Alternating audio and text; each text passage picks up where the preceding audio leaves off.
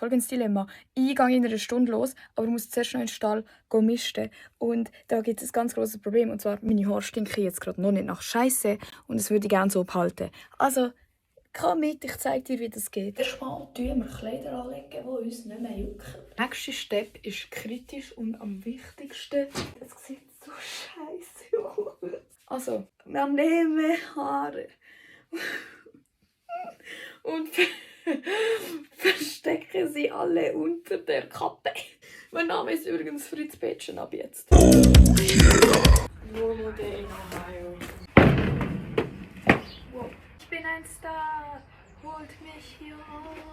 Ich muss raus! Und glaubt mir, es muss sein. Am nächsten gehe ich so für legit 20 Sekunden in den Stall, ohne das zu machen. Und ich stinke nachher nach Kotze, Pissi, Gacki, Furz, alles zusammen. Ganz kritisch, ich muss immer Hände waschen. Ich klebe das Geruch von den Händen an den Haaren.